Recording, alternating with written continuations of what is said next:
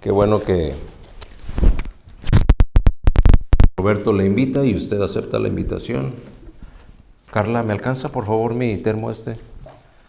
Gracias. El termo nada más. That one, the bottle. Yeah, thank you. Gracias. Estoy agradecido con Dios porque ustedes me dieron el devocional del viernes, ¿no? No podía respirar casi, pero por la gracia de Dios pude terminar el devocional.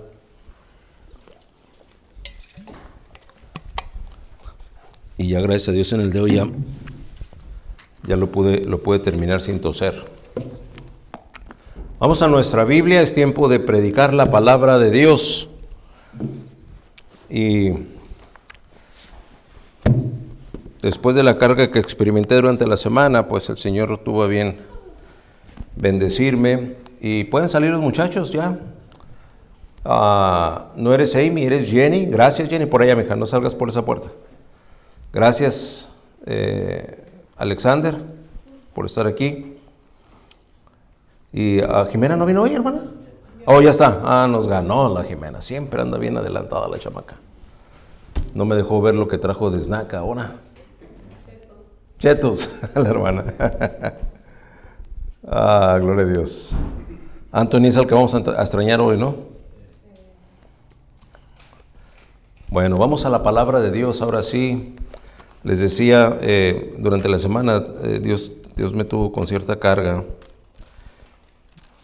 Y alguna vez yo oí al pastor, he oído a pastores, no nada más a mi pastor por muchos años, pastor que tuve por más tiempo como mi pastor, ahí en Tijuana, pues fue 20 años pastor de su servidor. Tuve un pastor en Guadalajara que fue pastor 4 años. Después fui a radicar a Chicago por casi 2 años, ahí tuve otro pastor, y luego vine para estar en Tijuana, por 20 años fue mi pastor, y después el pastor Fisher, aquí en San Diego, fue mi pastor por 7 años. Así es que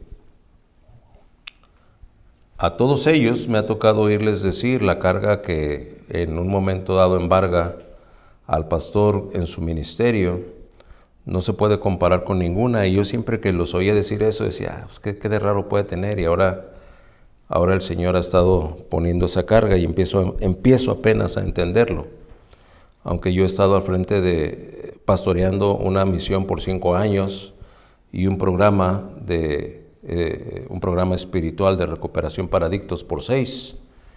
Esos dos juntos serían 11 años, más los casi 4 años que llevo aquí, serían 15 años pastoreando. Apenas estoy empezando a conocer este tipo de cargas.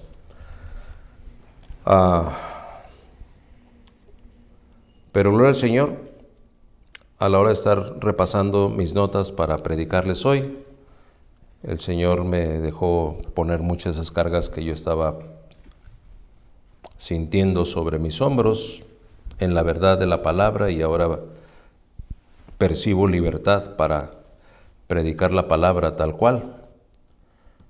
Y no es que quiera, como se dice coloquialmente, ponerle a usted el guarache antes de espinarse.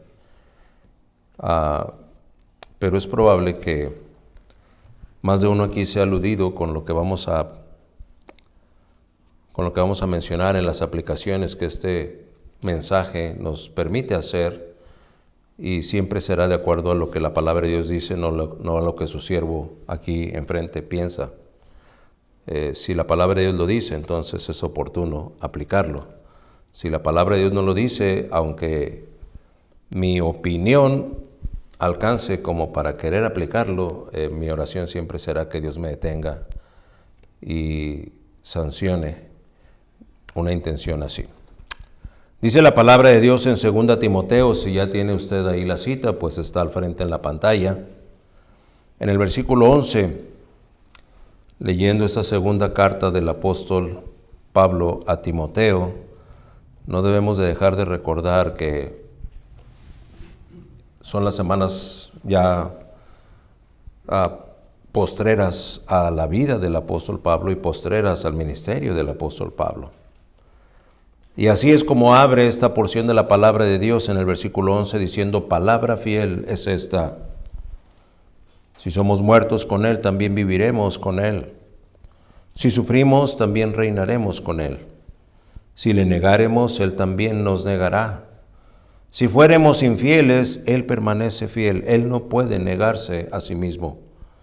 Recuérdales esto, exhortándoles delante del Señor, a que no contiendan sobre palabras, lo cual para nada aprovecha, sino que es para perdición de los oyentes. Para perdición de los oyentes.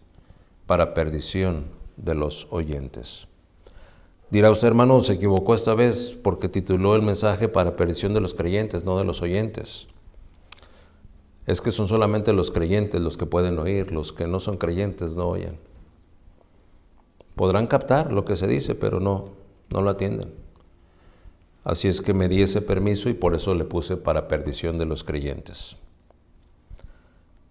Cuando vemos que en el versículo 14 dice, recuérdales esto, empezamos a encontrar que Pablo no cesa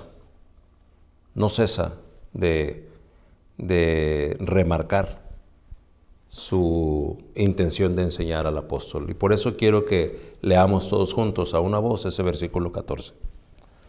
Empezamos en el 11, 12, 13 y 14. Vamos a leer todos a una voz el último de los 4 versículos de los que estamos partiendo para este mensaje.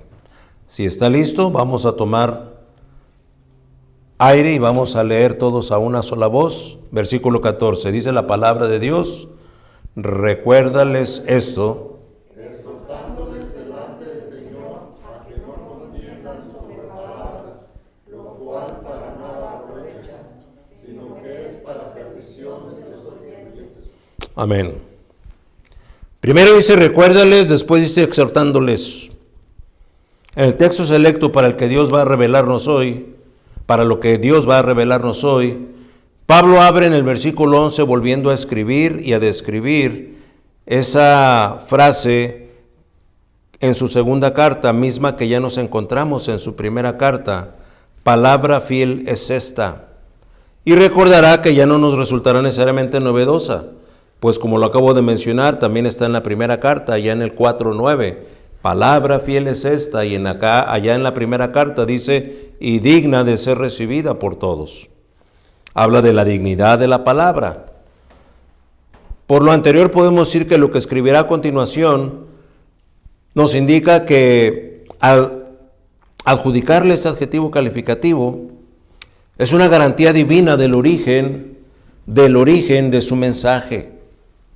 No está saliendo el mensaje de una filosofía hueca, tampoco está saliendo de una tradición o de una tendencia religiosa. No, está saliendo de la pureza y santidad de Dios. No solo es verdad, es palabra fiel, por eso dice palabra fiel es esta.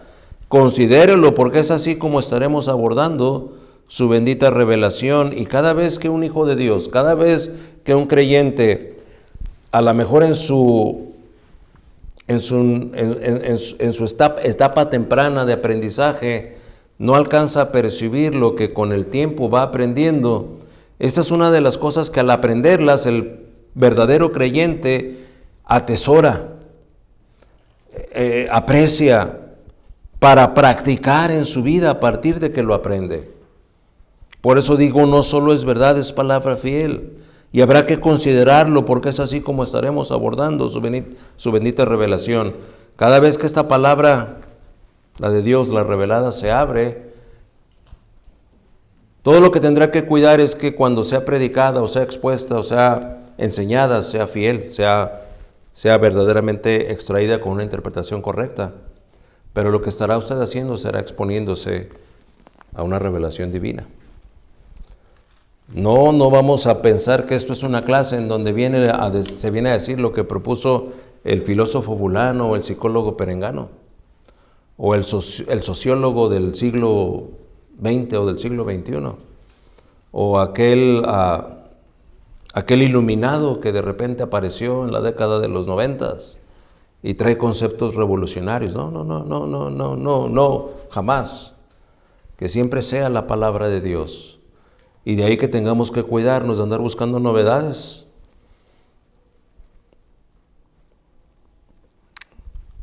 Sabemos, por ejemplo, que el apóstol Juan escribe el Apocalipsis hacia el año 90 después de Cristo. Y el relato apocalíptico encuentra lazos sólidos con el Antiguo Testamento y con el ministerio de Cristo. Y usted diría, oiga, pues ya hace 90 años que vino Cristo y es para que hubiera cosas nuevas. No, siguen siendo las mismas. Cuando usted se sorprende a sí mismo de queriendo conocer cosas nuevas, tenga cuidado, porque no hay nada nuevo. Todo ya está escrito. Absolutamente todo ya está escrito.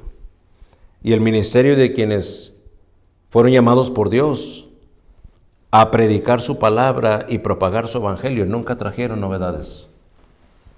Siempre fue el mismo mensaje. Oiga, pues Felipe en el Nuevo Testamento, allá en los Hechos, ¿sabe de qué predicó Felipe? Del pueblo de Israel. Y Esteban, de la historia del pueblo de Egipto, del pueblo de Israel en Egipto. De manera que no eran cosas nuevas, eran las mismas historias aplicadas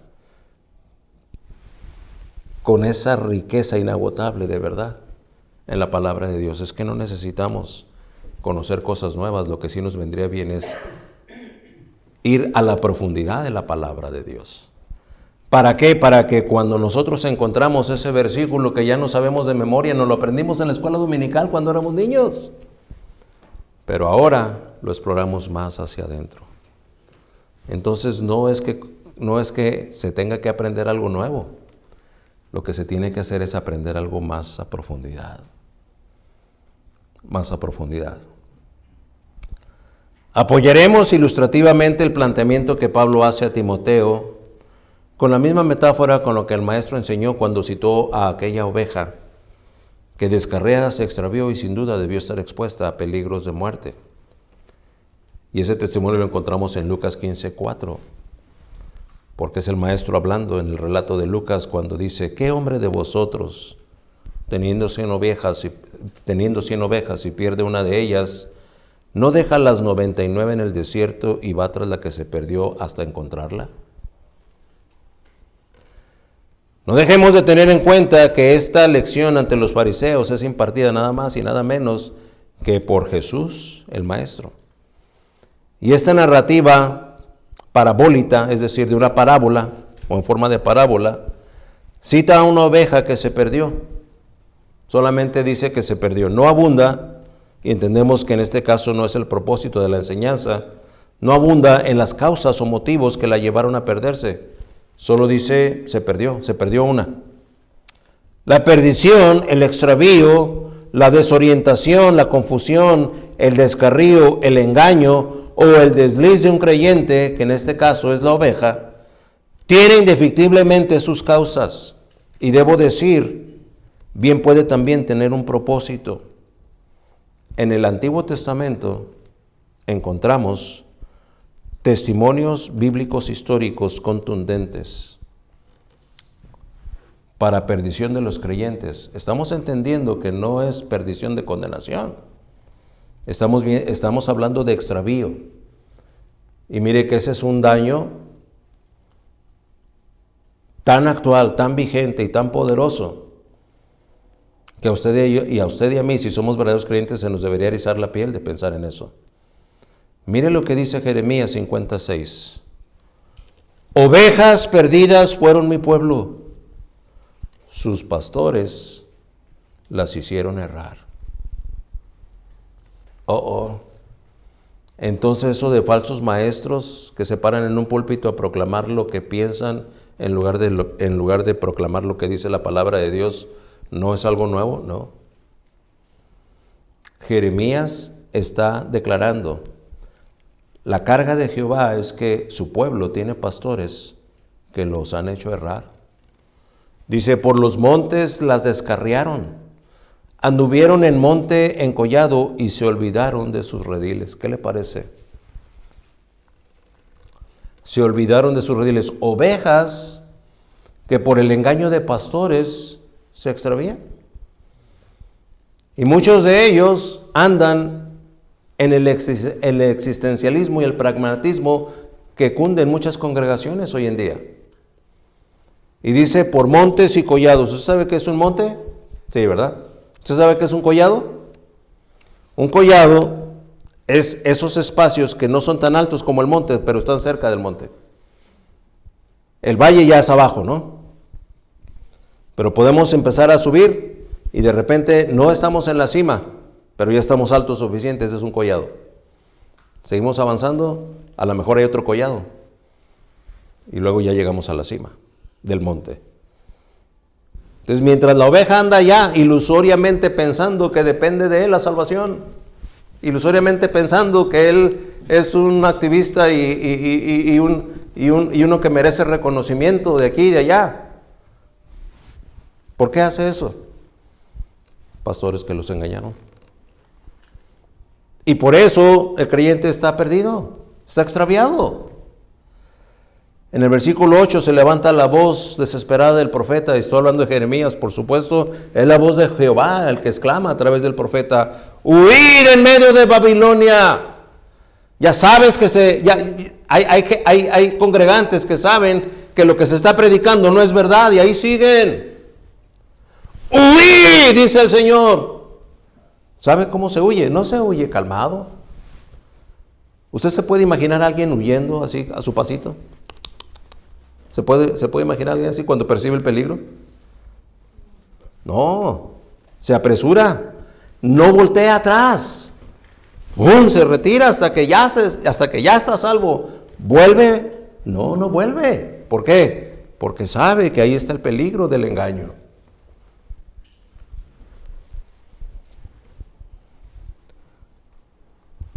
Hermano Garza como que está exagerando. Bueno, lea usted todo el capítulo 50 de Jeremías y después viene y me dicen que exageré. En sí, estoy mesurándome. Dirá usted, bueno, pues ese fue Jeremías, ese fue el profeta chillón. ¿Qué se puede esperar de un sentimentaloide como él? Puede ser que tenga razón, pero gloria a Dios que no es nada más Jeremías. Ezequiel 34:6, hablando de las ovejas extraviadas, de las ovejas perdidas. Dice la palabra de Dios en Ezequiel 34:6, anduvieron perdidas mis ovejas por todos los montes y en todo collado alto. Mire, usa la misma expresión que Jeremías. Dice, y en toda la faz de la tierra fueron esparcidas mis ovejas y no hubo quien las buscase, ni quien preguntase por ellas. El profeta está describiendo a manera de reclamo. Y ante este reclamo divino leemos en el versículo 11, he aquí yo mismo iré a buscar y las reconoceré. Este es Jehová hablando. Y en el versículo 16, yo buscaré la perdida y haré volver al redil la descarriada. Vendaré la perniquebrada y fortaleceré la débil, mas a la engordada y a la fuerte destruiré. La apacentaré con justicia. ¿Sabe usted cuál es la oveja engordada y fuerte? La arrogante. Aquel creyente que se percibe así autosuficiente. Aquella oveja que se pone en un plan de juicio y decir, pues, ¿y qué tiene de malo que seamos así o que seamos asados? A esa oveja, dice la palabra de Dios, a la engordada y a la fuerte destruiré. ¿Cómo la va a destruir? La apacentaré con justicia. El juicio de Dios caerá sobre aquella. Es que ser una oveja perdida, hermano, no es cosa menor. Pero como no se nos enseña, creemos que podemos libremente estar claudicando entre dos pensamientos.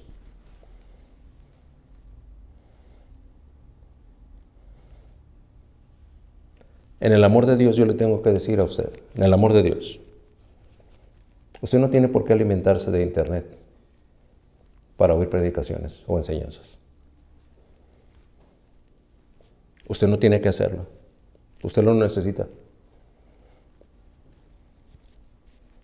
Lo que se le predica aquí una vez a la semana y lo que se le enseña entre semana tiene suficiente tiempo, tiene suficiente contenido y doctrina como para que usted invierta, si usted quiere aprender, fácil, un mes de sus tardes, de cada mensaje.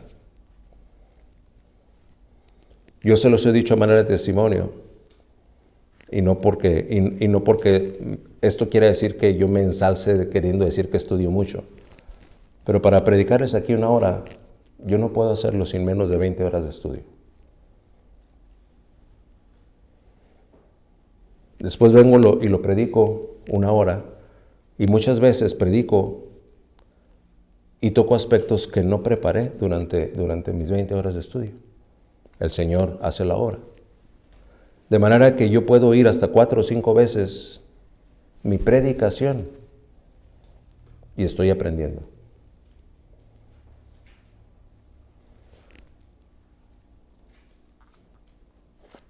Pero si su inquietud es escuchar otras prédicas de otros lugares, de otras doctrinas, de otros pastores, usted está saturándose de información que no necesariamente siempre es verdad. O que puede tener sesgos que terminan extraviándolo. Y a lo mejor escuchó usted palabras cautivantes. Una frase que retumbó y se quedó ahí en su mente y que le hace empezar a cavilar. Y cuando se da cuenta, ya usted es una oveja extraviada, lejos de la verdad.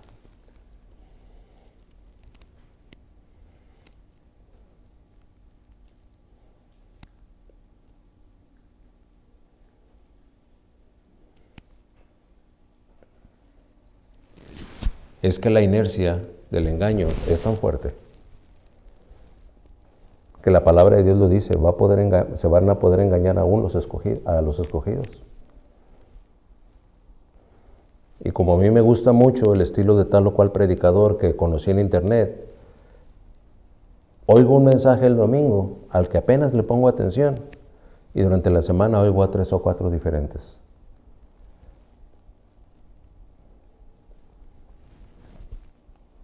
Hay un predicador en Texas, Matt Chandler, que tiene una alta popularidad en las redes, en inglés. Y hay un pequeño clip al inicio de sus publicaciones en donde dice, hermano, nunca tomes esta predicación como sustituto de la predicación de tu iglesia. Si lo necesitas, hazlo como complemento. Pero si ya se te está predicando verdad, no necesitas esta predicación. Y en cada predicación que hay, él pone ese clip para empezar. Digo, gloria a Dios que es así. Entonces, yo le envío, por ejemplo, la copia de cada mensaje. Y hay 40 suscritos. Y nada más hay como 10 que lo oyen. ¿Qué están oyendo mientras? Es que es fácil extraviarse. Muy fácil. Y lo que nos va a enseñar el Señor hoy es precisamente que es a través de las palabras que los creyentes se extravían. Contiendas de palabras, una frase contradictoria a la verdad puede hacer que mi psique se trastorne y empiece a hacerme preguntas. Yo, a ver, pero entonces, ¿por qué esto? ¿Y por qué aquello? ¿Y por qué aquí? ¿Y por qué allá?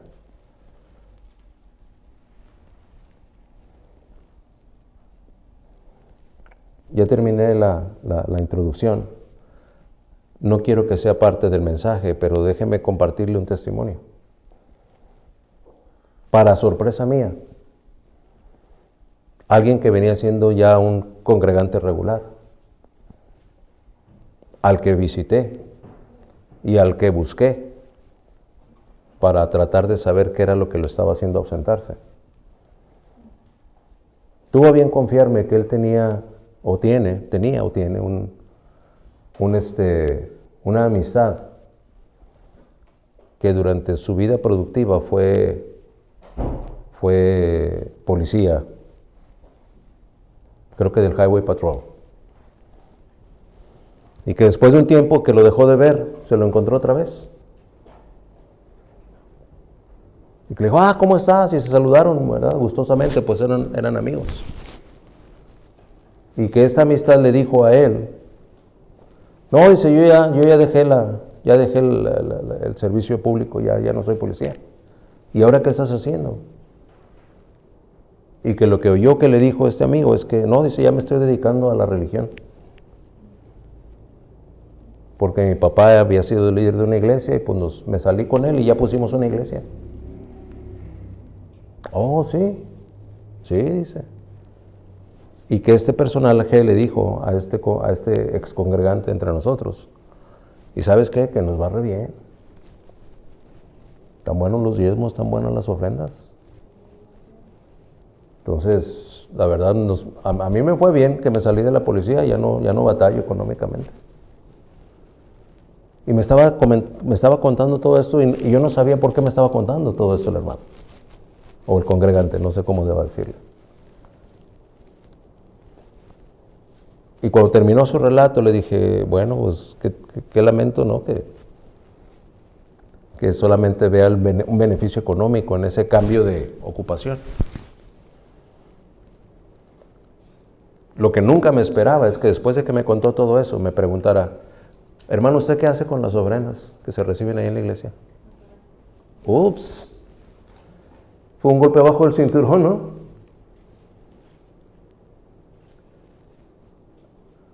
Ok, a ver, entiendo entonces que usted dejó de congregarse porque tiene cierta celo o inquietud. Digo, hermano, si usted viniera los miércoles, vería ahí un reporte de lo que ingresa a la tesorería de la iglesia. Y si supiera el apoyo que se me da a mí, lo que pagamos como ofrenda de amor a la iglesia que nos da asilo ahí, y los gastitos que se tienen para material de niños, tintas y impresiones y todo eso, se daría cuenta que, a diferencia de su amigo ese que dejó de trabajar en la policía para irse a dedicarse a la religión, el margen es menor. Además, gloria al Señor que podemos apoyar a una obra en Tamaulipas. Pero si quiere que le resuma, la respuesta es, no hay lucro en la iglesia. No hay lucro en la iglesia. Y la ofrenda que se me da a mí es una ofrenda relativamente solo de amor. Porque si se me pagara, entonces podría decir que podría demandar a la iglesia, ¿no? Porque no me pagan ni el mínimo. Oiga, hermano, pero usted tampoco trabaja mucho, es cierto. Nada más le pongo 20 horas de estudio a la semana. Y cuando hago visitas pastorales puedo llegar a 25 o a 30 horas por semana. ¿De a cuánto le gusta la hora? Por semana. ¿El mínimo? ¿Cuántos son el mínimo? ¿15? ¿16? ¿18? ¿Va? Vamos a redondearla en una tarifa baja abusiva, $10 por hora. Si le puse 30 horas, serían $300, ¿no? Eso parecería un pago bajo. Muy lejos de la ofrenda que recibo cada semana, muy lejos. Entonces entendí que alguien que le contaminó con palabras a este congregante lo hacía condicionar su asistencia y participación en la iglesia. Y por cierto, de los oferentes más inconstantes que hay o que hubo. ¿Ve cómo las palabras hacen que se pierda la oveja? Él solamente lo oyó trivialmente. O lo que podremos considerar trivialmente. Vamos a avanzar en el mensaje y vamos a dejar que el Señor ponga convicción en cada uno aquí. Para perdición de los creyentes, vamos a orar para que sea el que nos dirige. Padre nuestro, Entrego a ti el contenido de el bosquejo que me has concedido, Señor, a armar, buscando que tu voluntad sea revelada antes que mi disposición o mi presunción. Concede a mis hermanos aquí la sensibilidad espiritual y los oídos abiertos para que no haya, Señor, obstáculo entre la fidelidad de la entrega, que sea una entrega simple, fiel y verdadera, y que así ellos lo reciban y lo puedan aplicar a su vida. Que tu Espíritu Santo tome control de cada uno de los que oyen, así como el que habla aquí enfrente, para que tu propósito se cumpla en esta hora. Te lo ruego en el nombre del Señor Jesús. Amén. Con el breve repaso conceptual y con las consideraciones bíblicamente correctas, el título de nuestro mensaje hoy acá, ya podemos decir que la carga apostólica de Pablo hacia Timoteo está en el rumbo de una acertada interpretación. El apóstol está anticipando y mencionando las causales que eventualmente estarán resultando en una perdición de los creyentes. Definitivamente el escritor no está haciendo referencia a condenación alguna, sino al extravío, a una perdición con relación a la verdad. Muchos de los engaños de Satanás parecen verdad, pero no lo son. Pablo no es un pastor de los que se apacientan a sí mismo, jamás. Él es un celoso siervo de Dios que aún en vísperas de su ejecución sigue discipulando, ahora vía postal, a su fiel consiervo Timoteo. Sí, como lo mencioné en la introducción, ya leímos ese término, palabra fiel es esta, ahí en el versículo 11. Cuando seguimos leyendo se encuentra un Pablo que parece cobrar nuevos ánimos, considerando lo que ya otras veces nos ha mencionado. Y es que si lo notamos, veremos que la configuración literaria del resto del versículo 11, y asómese ya a su Biblia, y los versículos 12 y 13, ¿los puede ver? Ya una vez les enseñé esto, creo que con referencia a la primera de Timoteo. No recuerdo ahorita, pero cuando se lo mencione usted se va a acordar. ¿Nota usted el versículo 11? Ve cómo viene todo el escrito del capítulo 2, versículo 1, 2, 3, 4, 5, 6, 7, 8, 9, 10. Llegamos al 11, ¿cierto? Y luego dice, palabra fiel es esta. ¿Sí está ahí conmigo? Y luego hay 2 puntos, ¿verdad? ¿Se da cuenta cómo la estructura de lo que está escrito cambia? ¿El formato es diferente? ¿Se parece más a qué? Como a los salmos. ¿Por qué? Porque es un himno. Es la estrofa de un himno tradicional, en donde estas 4 estrofas aparecen tal cuales. Y por eso podemos decir, parece que Pablo se animó en medio de la opresión que él siente por los limitantes que lo tienen atado para poder seguir proclamando y cumpliendo así su ministerio. Parece que él retoma nuevos hábitos, nuevos ánimos. Y cuando llegamos ahí a esa parte del versículo, aparece un himno que él es el que le escribe a Timoteo. Forman también parte entonces de ese himno que no es todo el himno, es solamente una parte en que se exaltan las bendiciones de él y para el creyente. Los 4 versos se unen entre sí con una anáfora, no con una metáfora, pero con una anáfora. Y usted dirá, hermano, ¿y qué es eso? Ya empezó otra vez con sus palabras raras.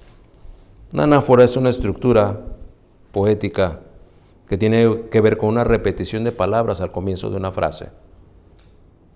Y el paralelismo o el sinónimo o el antitético que le sigue. Y así encontramos que la última frase del versículo 13, donde dice él no puede negarse a sí mismo, es una conclusión que rompe la simetría del himno, razón por la que se asume que fuera de la letra de aquel himno, esto bien puede ser una añadidura de Pablo. Pero vemos entonces, a partir del versículo 11, 12 y 13, esos 4 versos de un himno tradicional de la iglesia en ese tiempo. Y si Pablo la toma de un himno, mire que hay muchos himnos que tienen cargas sustanciales de doctrina. Bastante Son himnos doctrinales. Teólogos son los que los componen. Castillo fuerte es nuestro Dios, por ejemplo. Defensa y buen escudo. ¿Quién nos librará en este trance agudo? Y empieza la letra. Es un teólogo el que compuso ese himno. Hay carga sustancial de doctrina. Y ese tipo de himnos tienen tan fuerte cantidad de doctrina que bien podrían ocuparse para poder ser parte de un escrito doctrinal. En este caso, Pablo agarra ese himno y se lo escribe a Timoteo. Y ya para acordarse de un himno, de una alabanza, quiere decir que los ánimos del apóstol, no importando la situación tan precaria en la que está, ha recobrado ánimo. Y dice en el primer punto, si somos muertos con Él, también viviremos con Él. Según el versículo 11, vemos muerte con Él y vida con Él. La muerte del creyente es la muerte al pecado. La vida del creyente es a vida eterna. Y ambas son en Él. Lo que se lee como somos muertos es en grado menor una traducción imprecisa. En el original se escribe si morimos, conjugando en tiempo auristo, apuntando hacia un hecho pasado, en contraste con el tiempo futuro que utiliza para referirse a que viviremos con Él. A la par el uno del otro, muerte y vida, no. O muerte o vida, pero jamás los dos. Y ya dije muerte al pecado, lo que se representa a manera de símbolo testimonial en el bautismo bíblico del verdadero creyente. No podemos estar de acuerdo con quienes asumen que morimos es metafórico o ilustrativo para referirse a quien padece o sufre, porque algunas veces se usa ese término, ¿no? Está padeciendo aquel, está sufriendo aquel, ¿y cómo estás? Ay, estoy sintiendo la muerte. No exageres. Sí, estás padeciendo, estás sufriendo, te duele, pero eso es muy diferente a la muerte. Y el argumento que podemos decir para despejar esa tendencia lo encontramos en Gálatas 2:20. Con Cristo estoy juntamente crucificado, si morimos, es decir, muero al pecado. Y morir al pecado muchas de las veces tiene que ver con morir a satisfactores. Morir a aquello que me agrada. Bueno, yo sé que esto no es verdad, pero me la paso muy bien aquí. Entonces no estás muerto al pecado.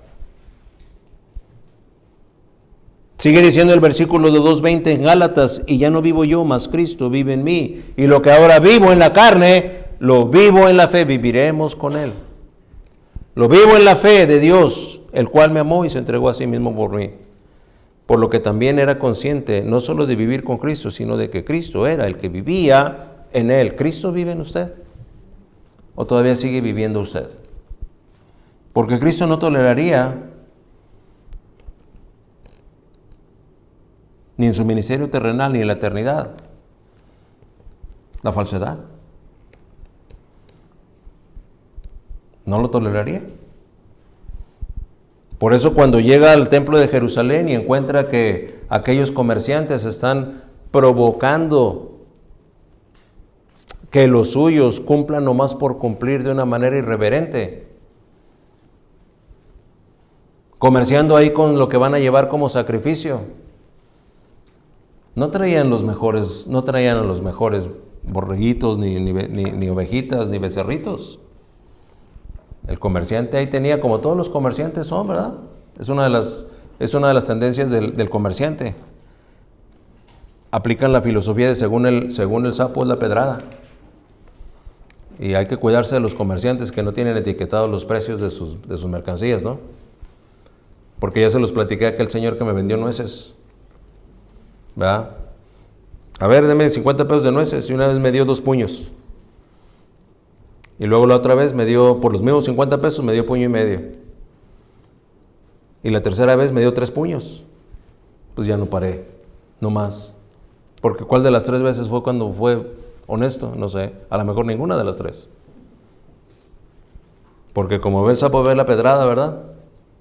Recuerdo también que una vez había rentado carro en México, y renté el carro en México, y fui a visitar la sucursal que teníamos en Veracruz.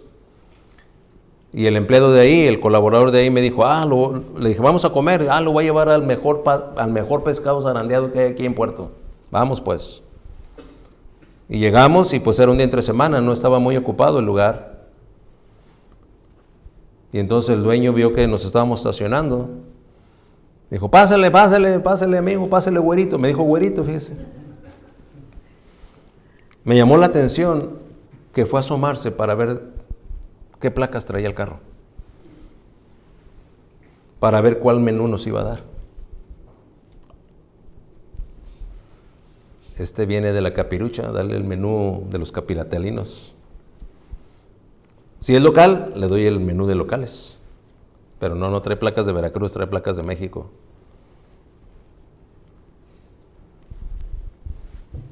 Engaño.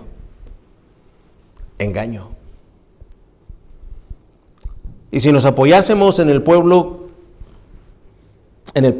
que escribe a la iglesia de Colosas, leeríamos lo que dice Colosenses 3:3, porque habéis muerto y vuestra vida está escondida con Cristo en Dios.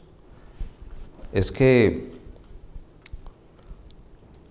si no morimos al pecado, el pecado va a seguir carcomiendo nuestra existencia, de una manera o de otra, por un lado o por el otro, por arriba, por abajo, por nuestro lado ciego. Y eso no creará otra cosa más que confusión, si no en mí, en los míos. ¿Por qué? Porque estoy comiendo verdad y estoy comiendo engaño.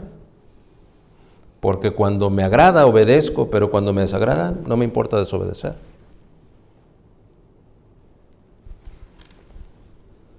Versículo 4, cuando Cristo, vuestra vida, se manifieste, entonces vosotros también seréis manifestados con Él en gloria. Y me refería a Colosenses 3:4.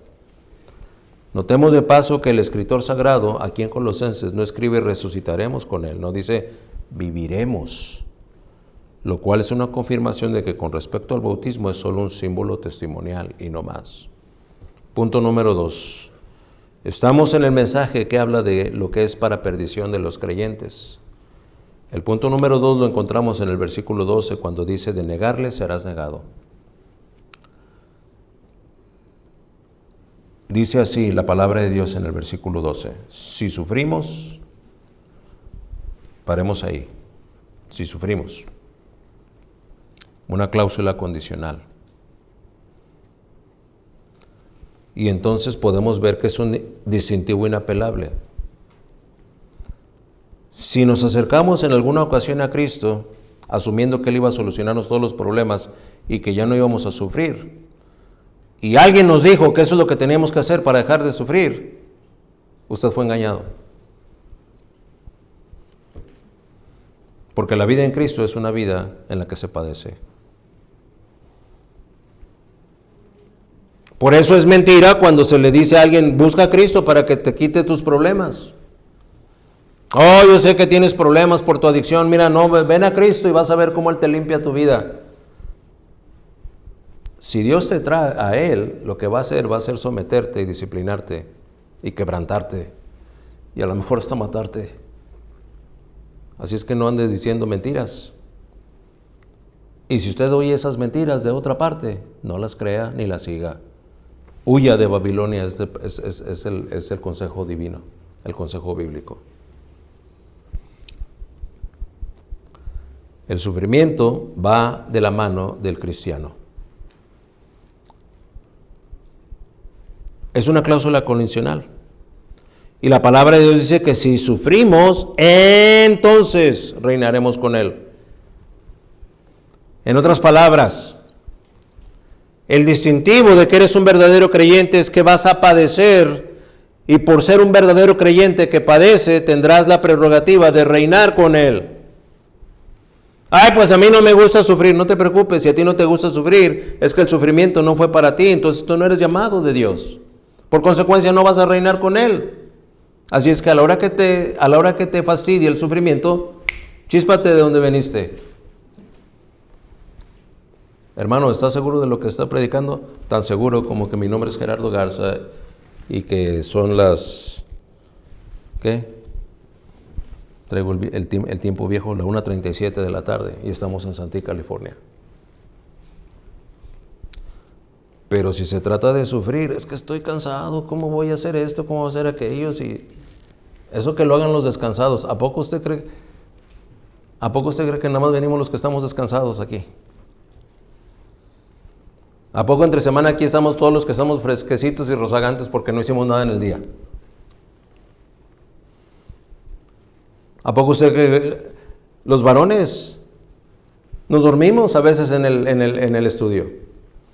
Y yo, hermano, entonces ¿para qué viene? No vengo, Dios me trae. Y si 5 minutos tuve lucidez, en esos 5 minutos el Señor me habló y me enseñó. 5 minutos que pude estar consciente. Pero no, pues ¿para qué voy?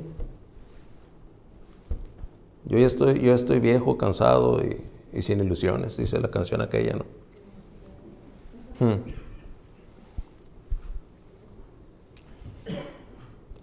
El sufrimiento de hoy va de la mano del reinar en gloria. Debes saberlo. ¿Por qué no habremos de estar dispuestos a sufrir por Él?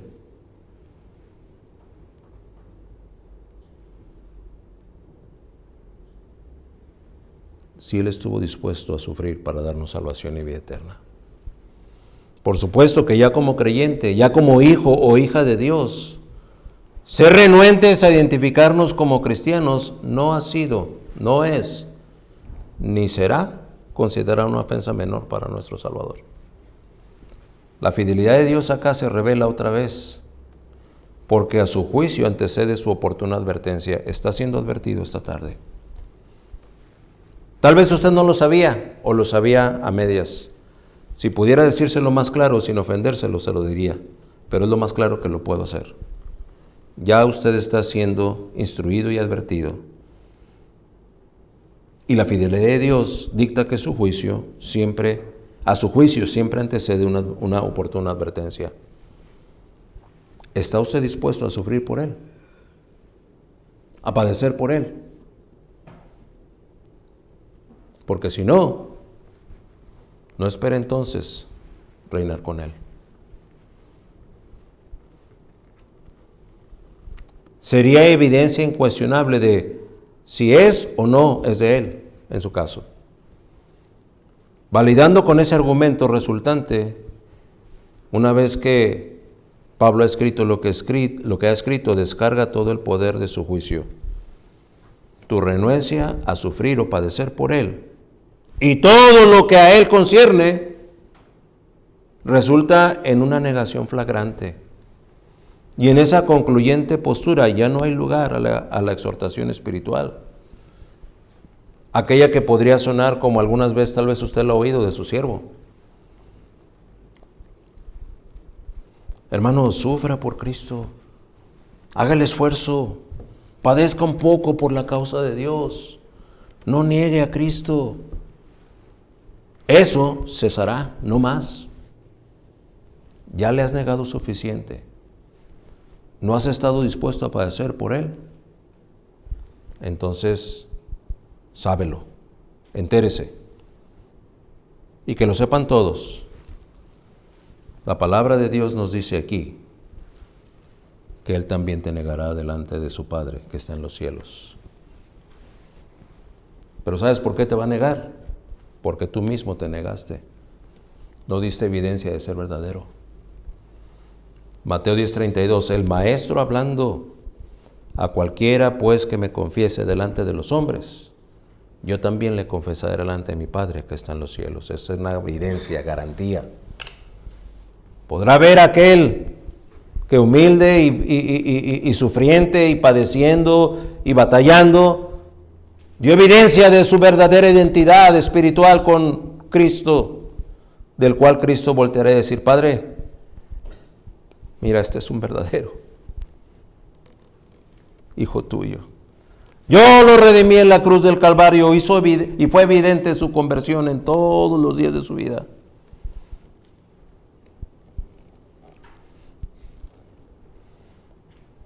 Nos gustaría que nada más estuviera el 32 de Mateo 10, pero no, también está el 33 ahí enseguida. Y a cualquiera que me niegue delante de los hombres, yo también le negaré delante del Padre que está en los cielos. Ahí es donde el Padre le preguntará a Cristo, oye, ¿y este otro? Bueno, pues de él no te puedo decir mucho, ¿verdad? Fue un buen simpatizante, hasta creyó que era de los míos, pero permanentemente me negó. Así es que por él yo no puedo decir nada.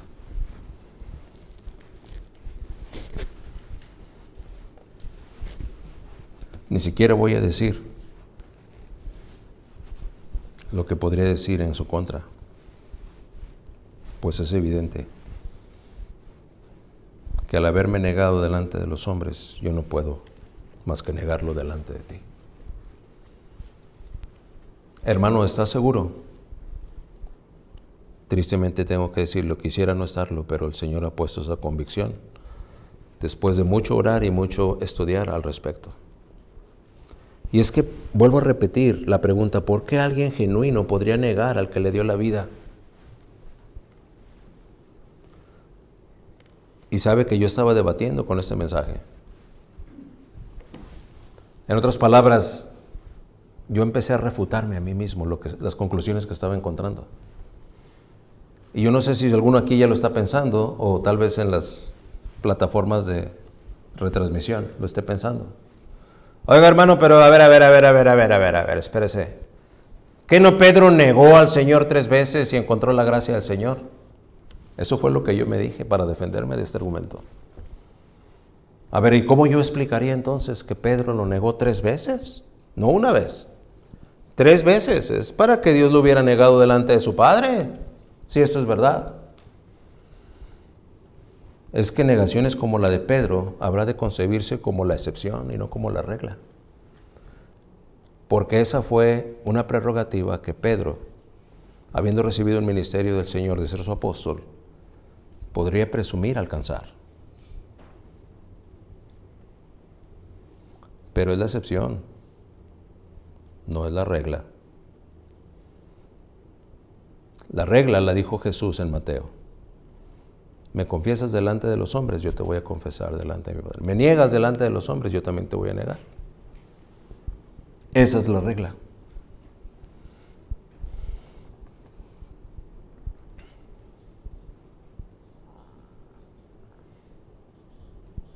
Si alguien lo niega, es porque está resueltamente negando ser verdadero hijo de Dios. Es que no habrá delante del Señor, no va a caber impostor alguno. Y mire, eso no les place a las alegres denominaciones, ni a las falsas religiones, ni a los cristianos nominales que le ponen condiciones a Dios, o que se manejan en un encuadre de comodidad, confort y conveniencia. Pero no importa que no les plazca a estas denominaciones, ni a esas falsas religiones, ni a este tipo de cristianos. Es verdad. Número 3. Para perdición de los creyentes. Dice la palabra de Dios en el versículo 13, si fuéramos infieles, Él permanece fiel. Entonces dice ahí, punto número 3, si infieles, Él permanece fiel. El negar, ya sea a otros o a sí mismos, es el argumento que junto con el de ser y permanecer fiel, están acá en juego. Atendamos ahora esta otra cláusula condicional del texto, porque empieza diciendo de esa forma condicional, si fuéramos infieles. Hay una presuposición ahí, que de manera contraria o de manera opuesta viene a contrarrestarlo con 2 argumentos contundentes. Si fuéramos infieles, número 1, Él permanece fiel, y número 2, no puede negarse a sí mismo. Cuando leemos si fuéramos infieles, Es un presente continuativo. Si fuéramos infieles, dice, Él permanece fiel. ¡Qué contraste! Por un lado, se confrontan la continua infidelidad del creyente, que está como adversario, como contrario, ante la continua fidelidad del Señor. Es que aquí es donde está la gran seguridad del verdadero cristiano, del verdadero creyente, del verdadero hijo o hija de Dios. Porque aunque el lamentable hecho probado y comprobado de la infidelidad del creyente, no hay de que el Señor llegue a quebrantar su fidelidad. No existe esa probabilidad. Él permanece fiel. Si usted llega a preguntar, oiga, pero entonces ¿dónde está la seguridad que puede tener el creyente si es infiel? Gracias por preguntar. Porque léalo ahí, dice, no puede negarse a sí mismo. No se puede negar a sí mismo. Para Dios el dicho y el hecho son una sola cosa, son un solo concepto. Mientras para usted y para mí puede ser diferente. Digo, pero no hago, ¿verdad? Son dos cosas distintas. No, el Señor me habló en este mensaje. No, ahora sí tengo que... Si usted se encuentra haciendo o diciendo eso, vaya primero a Dios en oración. Porque el verdadero creyente no tiene que. El verdadero creyente lo hace. Por naturaleza. Dice, y tal vez por eso le digo, vaya a Dios en oración. Porque a lo mejor a usted le viene del interior, pero lo apaga. Ok, ahí sí tiene que orar.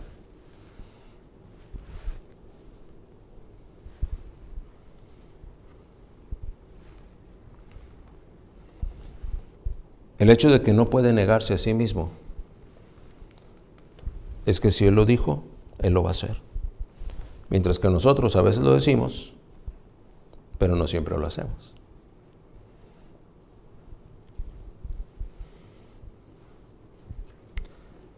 Cuando encontramos el testimonio que Juan escribe allá en 14:6, Jesús les dijo, yo soy el camino, yo soy la verdad, y yo soy la vida. Nadie viene al Padre si no es por mí. Lo está diciendo porque realmente eso es lo que Él es. El contundente, yo soy el camino. Está hablando del procedimiento. Está hablando del andar. Está hablando del paso a paso. No hay otra ruta diferente. No vengas a sugerir que se pueda hacer de otra manera. Es Cristo. Y Él es la verdad. No hay medias tintas. No hay algo que parece verdad y que no parece verdad. Absolutos. Resultantes que Él es la vida. Vida eterna.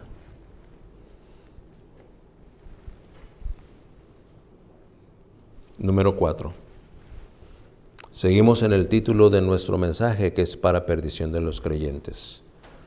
Y en este punto número 4 vamos a encontrar lo que dice el versículo 14.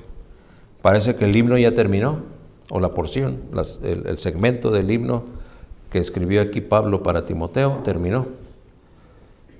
Y dice el versículo 14, recuérdales esto, exhortándoles delante del Señor, a que no contiendan sobre palabras, lo cual para nada aprovechan, sino que es para perdición de los oyentes.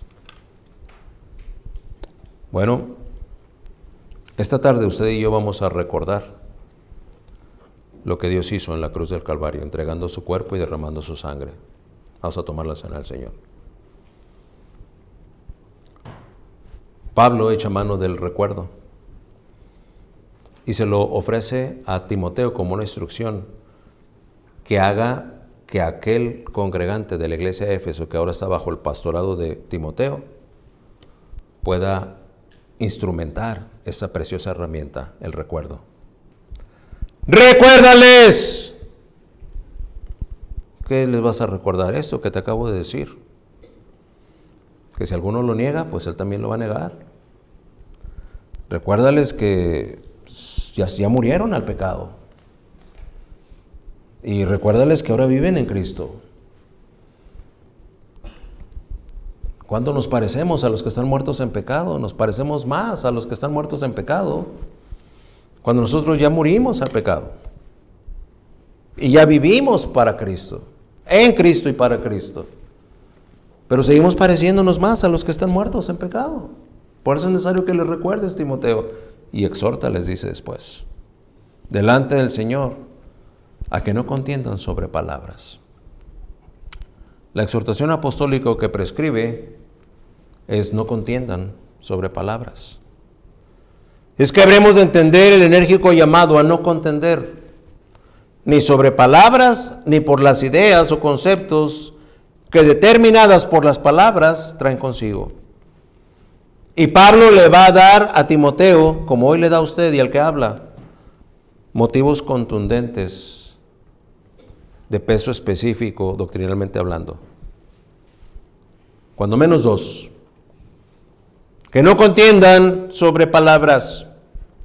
Número 1, porque para nada aprovechan. Y número 2, porque es para perdición de los creyentes. Palabras. El término que en griego utiliza Pablo aquí sonaría, si estuviera bien pronunciado, como la palabra logomaquías. También aparece allá en 1 Timoteo 6:4, dice, y deliran acerca de cuestiones y contiendas de palabras, de las cuales nacen envidias, pleitos, blasfemias y malas sospechas. Estas son las palabras a las que se está refiriendo.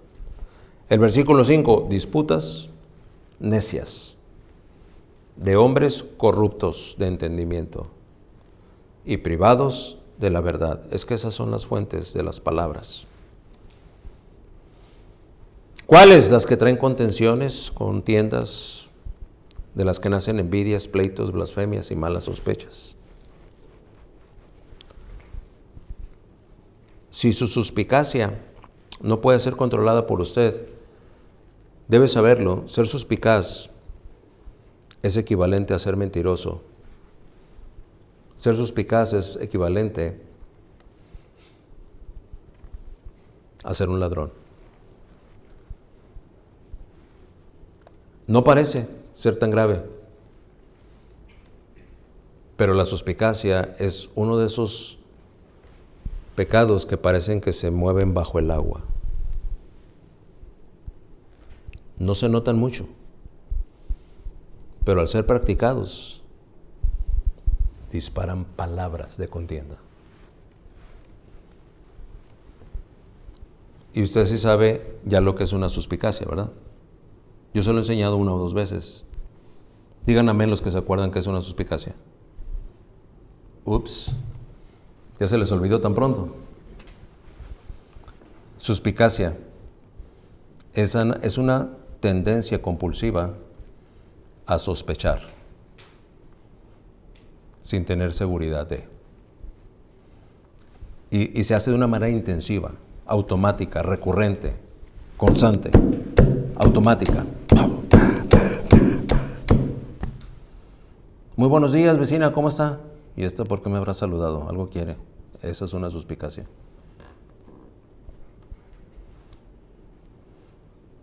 Hola, mi amor, ¿cómo estás? Esta nunca me saluda con hola, mi amor, ¿cómo estás?